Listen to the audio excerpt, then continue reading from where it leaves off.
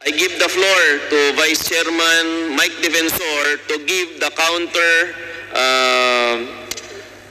presentation about PDRs. Maraming salamat, Chairman Alvarado, sa ating po mga guests sa Abs-Cbn, sa aking mga kasama na nandito. Una po sa lahat, gusto ko lang pong linawin na wala naman pong pro o anti dito, Mr. Chairman. Importante lang po na tanungin namin ang tamang mga tanong, malaman namin ang katotohanan, at batay po doon bumoto kami.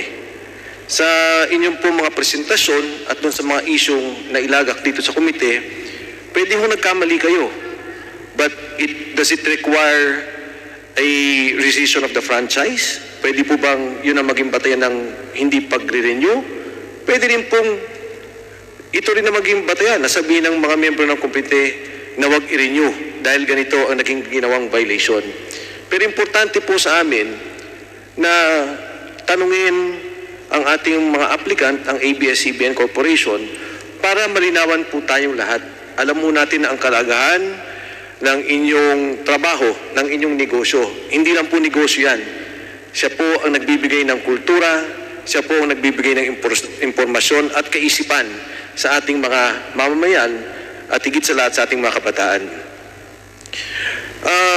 Gusto ko rin pong sabihin, and yeah, if I may make the presentation, Mr. Chairman, napaka-komplikado po ng usapin nitong PDRs. Hindi ho ganun kasimple.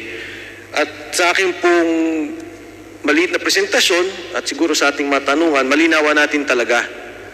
Pero pagpaumanin niyo ho, dahil ako po may konklusyon sa aking ginawang pag-aaral at sa aking presentasyon ngayong hapon. Next slide please. Yung ating pong konstitusyon, which you mentioned, Attorney Del Castillo, dalawa pong ang bagay ang sinasabi niya, ownership and management. Yan pong dalawang bagay na kanyang tinitingnan sa isang korporasyon. Higit sa lahat sa mass media, 100% ang ownership fully owned by Filipinos. Ibig sabihin nyo, kahit katiting, hindi pwedeng magkaroon ng ownership ang dayuhan. Sa ating pong mga tahanan, no, meron ho ding control at ownership. Yung ownership, pag-aari yung mag-asawa, yung bahay. Pero yung control, kay misis. Dito, hindi naman pinag-uusapan mismo ang control. Because the cases you mentioned about Herbosa and Roy, the case you mentioned about Gamboa, were all talking about the 60-40 relationship and they were talking about control. So pinag-aralan po nila. They were studying the common preferred shares and now it affected the voting, the beneficial ownership of the corporation. So ibang po naman ang usapin ng ownership. Yun lang po ang pinag-uusapan natin dito. Dahil sa palagay ko naman, sa control, wala naman po sigurong ganong lumabas o naging epekto. But let us see. Ang PDRs po ay pagtatago sa tunay na pagmamay-ari ng dayuhan. Next slide please. Ano po ba ang depository receipt? Ang sabi po niya, katulad na banggit niyo, matagal na po to. Meron pong American Depository Receipts, Depository, yan po yung sinasabi nila. Meron pong GDR, German Depository Receipts, Global Depository Receipts. Ang kaibahan dito sa Pilipinas, nung ginawa po to, at matagal pong hindi ginawa sa Pilipinas po, dahil may ownership restriction. Hindi nila alam paano ipoporma ang depository receipts at nangyari lang po to, ng katulad ng binanggit nyo, na magsimula itong 1999 nang ito po isinagawa ng Abs-Cbn at ng iba pang kumpanya na gumawa ng depository receipts. Ito po ay negotiable security which represents ownership, interest and securities of a foreign issuer, typically trading outside its home market. A PDR represents a share in a company which gives the owner the right to all the dividends due and shares of stock acquired. Ang ibig pong sabihin, ang lahat ng kita ng PDR pupunta doon sa may hawak ng PDR. Ang PDR po, ito po yung kinyo pong Philippine Depository Certificate. Ang nakalagay po dito sa inyong Philippine Depository Certificate, one existing share of ABS Broadcasting Corporation is equal to 1 PDR. Andito po, nakasabit po sa amin sa inyong komite. Pwede yung bumalik yung slide, parang nauna na ng nauna. So, hindi po pwedeng ibenta o bilhin ang PDR kung hindi gustong ibenta ng may-ari. Ang ibig sabihin po, para lang humaliwanagan yung ating mga nanonood, sa palengke ho, may rights.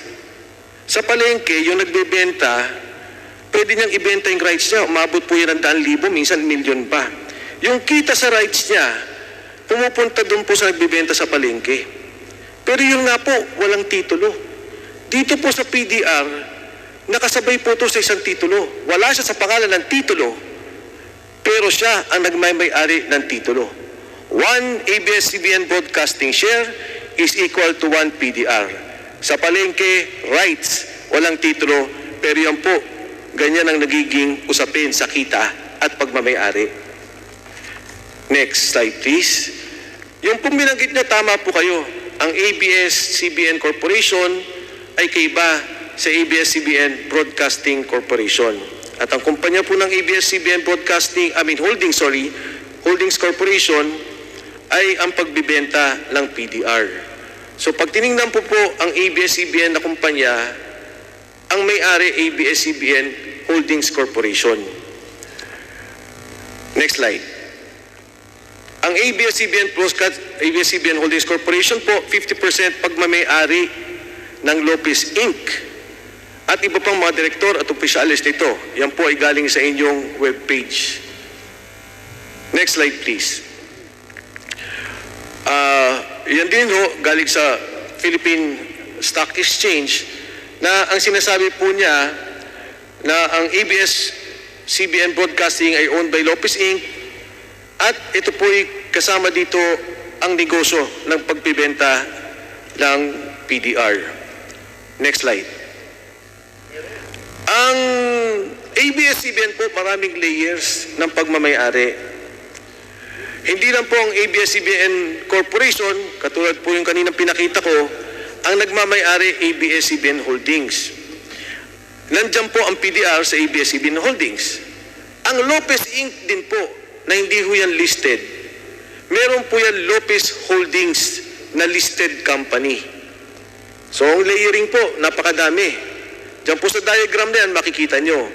And for the record, Mr. Chairman, pagpaumanin po ng ABS-CBN Corporation, hindi ho sinambit sa amin ang dokumento ng Lopez Inc. to Lopez Holdings Corporation. And maybe at the proper time, we can ask for that. Kasi ang hawak lang po namin, ABS-CBN and ABS-CBN Holdings. Next slide, please. Kung titingnan nyo po, dyan po sa listahan ng Lopez Holdings Corporation, 54% po dyan ay Lopez Inc.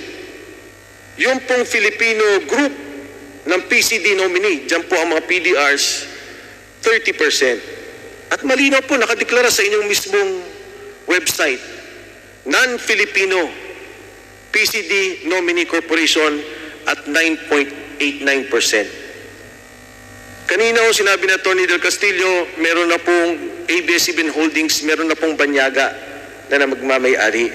And I think it's very clear also, nandito po sa akin yung pag-uusap na ginawa noong shareholders meeting. Ang sabi po, the PDRs sa ABS-CBN Holdings, the PDRs unlock the share value of ABS-CBN, allowing foreigners to participate in a media enterprise whose ownership is constitutionally limited to Filipinos, with foreigners allowed to buy PDRs, shares which have long been undervalued, can now play catch up with the regional media counterparts. Ito naman po galing sa ABS-CBN Holdings Corporation.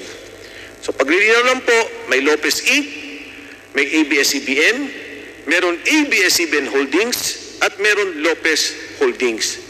Sa dalawa pong korporasyon ng ABS-CBN Holdings at Lopez Holdings, meron pong mga banyaga na nagmamay-ari ng PDRs.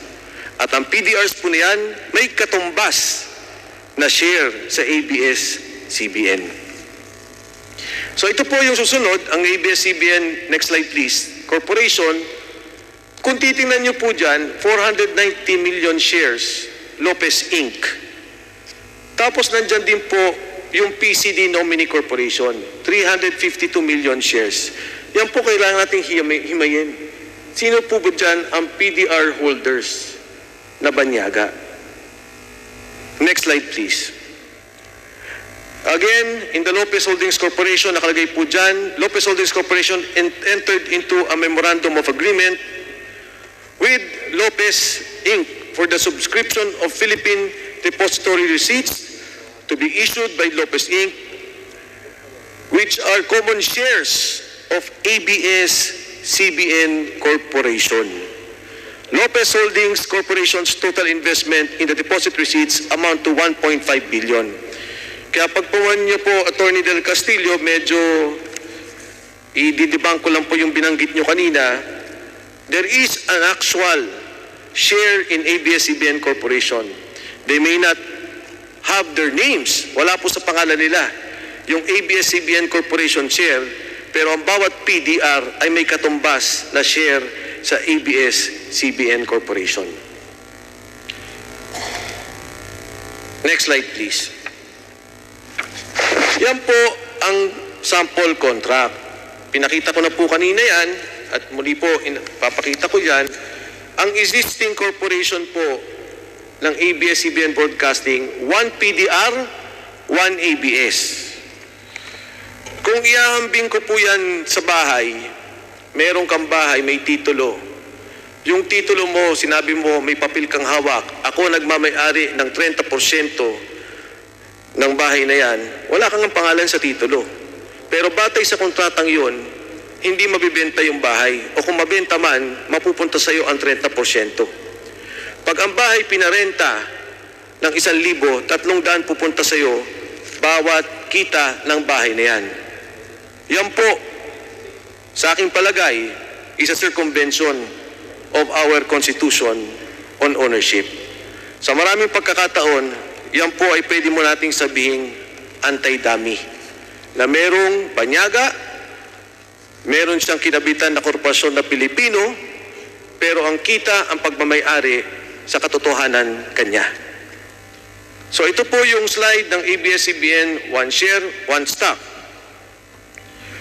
Ito po, katulad na banggit ko, ay violation ng ownership. Isang pagpapaliwanag pa rin ang tax declaration, hindi ho siya titulo. Pero yun po ay pagpapakilala ng pagmamay-ari. Kung ito po lang ay paliwanag natin sa ating mga kababayan, ganun po ang kanilang sitwasyon. Ngayon maraming pinag-usapan sa control. Kasi ang sabi po nila, wala namang control dahil sa wala naman silang boto, wala silang magagawa. At kung sakasakali, ang holdings corporation ang bumoboto. Papasok po ako doon sa kontrata natin, yung Philippine Deposit Receipt Instrument. Next slide please. Thank you. Ang nakalagay po dito, it will not alter, modify, or otherwise change its articles of corporation or bylaws or take any action as to materially prejudice any rights in relations to the PDRs. Ito po ang tinatawag na negative covenant. Wala kang pwedeng gawin hanggat kapit ko ang PDR. Wala pong pinagkaiba yan nung ECQ. Doon po sa kaso ng Rappler, bago ka lumabas, magpaalam ka sa barangay, kumonsulta ka. Dito, sinasabi na ng barangay, hindi ka pwedeng lumabas. Sa parehong ehemplo, ang kontrol nasa barangay. Sa pagkakataong na hunto, ang may-ari ng PDR may kontrol sa korporasyon. Next slide. Ito po, sinabi kanina ni Chairman Alvarado, when the law is clear, there is nothing for the courts to do but to apply it. This is the case of the Tawang Multipurpose Cooperative versus La Trinidad Water District. Our Constitution is very clear. There should be no foreign ownership, foreign control of our mass media corporations. Bawal po ang banyaga na magmay-ari o mag-control. At yan po, malinaw na malinaw at hindi po natin pwedeng palusutan. Last slide po. What cannot be done directly cannot be done indirectly.